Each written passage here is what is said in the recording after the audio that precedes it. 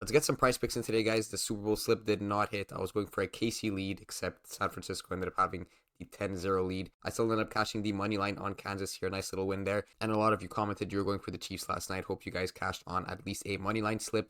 But this 6 for 6 did not hit. I almost hit this one, but honestly, for the promo, there was that breakfast promo. Bam ended up being the one that screwed it up. The NBA player. You had to include an NBA player, which is unfortunate. Other than that, on Underdog, the 42x slip that I was going for, of course, did not hit. Jennings had a great game, and everything else was looking pretty promising, but Jennings was the real one that screwed everything up. Also, Noah Gray, it did go over too, so pretty close one for a 42xer, but you can't expect that to be hitting every day. Also, it is Monday, so I will recap the Discord, and we are actually back to an all-time high here, up 372.45 units in the past 12 weeks. That is 3 months, up 372 units. No idea what that means. Take this number, multiply by a unit size. So if you put $5 in every single slip, since you joined the Discord, you'd be up 1.9k. We had a pretty decent week here. Nothing too crazy. We had really one standout day where we got the 50x night, 38.8 units, up 20.2 units on that week. Underdog was a bit slower here, pretty much down 0.5 units, so kind of break even on that week. But good to see back to the winning ways. We were on a bit of a losing streak, but always going to get back up in the long run. So for tonight, I have a couple plays for NBA. I have actually 10. So I'm going to be showing you 4 leans that I have and then 1 full 6-man slip. And unfortunately, one line got bumped, so it's going to be a 5-man. But I'll just show you guys when I get to that. So this slip, I got Tyus Jones, Ingram, Sohan, and Hart. These are just 4 players I'm looking at. I'm going to break them down very quickly one by one. And these are all coming from the OddsJuice dashboard. So Tyus Jones is the best favorite line right here on the board. Under 24.5 PRA is the move here at minus 129. Essentially meaning there's a 56% chance that this Tyus Jones prop goes under tonight on the PRA. So that is the first pick. And just a little breakdown here. They are up against Dallas, but it is expected to be a bit of a blowout game here. Dallas at home, minus 12.5 spread. Honestly, that's a very, very high total. Doncic and Kyrie are both questionable, but they're both expected to play. They're actually leaning more probable than questionable. So minus 800 money line on here. So I'm kind of going for a blowout here. And of course, Tyus Jones is going to get less PRA. If that does happen, he has been doing well with Al Gafford here, averaging more PRA, but overall his season split rates are at about 16 out of 52 games, only clearing this 31% of the time of the season. I know the team has changed slightly, but I do think he's kind of hot right now, and he's going to start slowing down. The next one, also from the OddsJuice dashboard, Brandon Ingram on the under 6.5 assists. 56% hit rate on this one, so very similar to Tyus Jones here. We're expecting this under 6.5 assists to hit 56% of the time compared to that over only hitting about 44%. Of course, the under is the play on Ingram assists. Let's take a look at the game slate tonight versus the Grizzlies. Minus 9.5 spread away and a very low total. So these are 2 things we like to see when we're grabbing unders.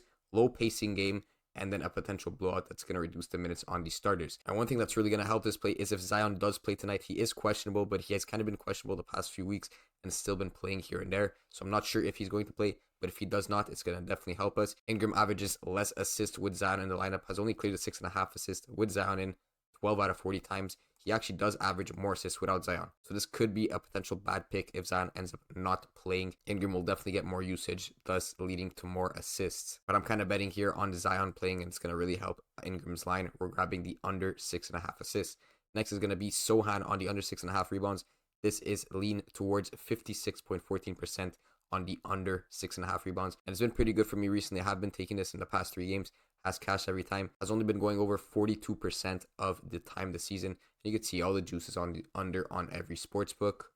It's about a mid matchup versus Toronto. The spread is here at minus 6, leading to Toronto and a 236.5 total. So I'm not expecting a blowout. I'm expecting just a pretty much fair game. So I think the 6.5 spot is good for Sohan. I'm not expecting any surprises. We're going to be grabbing him on the under. The last straight positive expected value pick is going to be Josh Hart. And of course, we're going to be grabbing his over here. This one has been absolutely great recently with Randall out and OG out. He's averaging 10.6 in the last 5.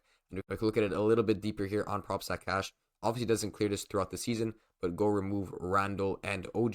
He's actually cleared this 7 out of 7 times. And not only is he clearing it consistently, he's getting at least 10 rebounds a game. We have him at 8.5, and the juice is kind of there towards that over 8.5. We have him on OddsJuice at minus 127, or a 56% chance that he hits this over 8.5 rebounds. On top of that, we have a nice matchup here. Low total, yes, so it's going to be low pacing, less shots, less rebounds, but it is going to be a tight game, minus 3 spread towards the Knicks. You can expect more minutes for all of these starters tonight. That is just 4 positive expected value picks. I don't really have a slip with all these guys in one slip. It's just some general picks that you guys could go with in your slips and your 2-mans. Whatever you guys want to do with these, feel free. These are all great picks.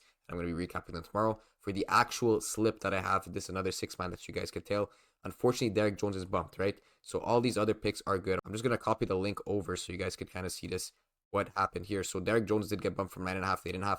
I no longer like Derek Jones at 8.5. That's a big, big difference. But you could still make this a 5-man here. Looks pretty decent here. Miles Turner on the under 17.5 points.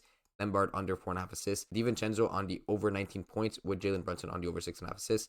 And I was going for Doncic over points, Derek Jones under points. But honestly, I like Doncic at the 32.5 either way on his own. Heavily juiced towards the over 32.5 on two other sportsbooks.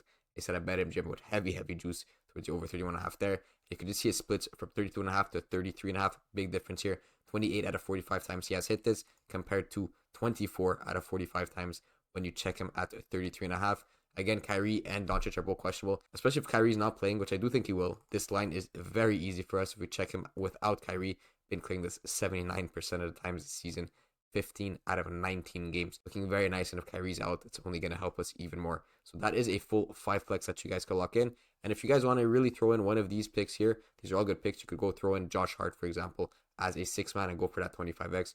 All up to you. This is the official play, and then these are some side plays that you guys could throw in, which are also very good.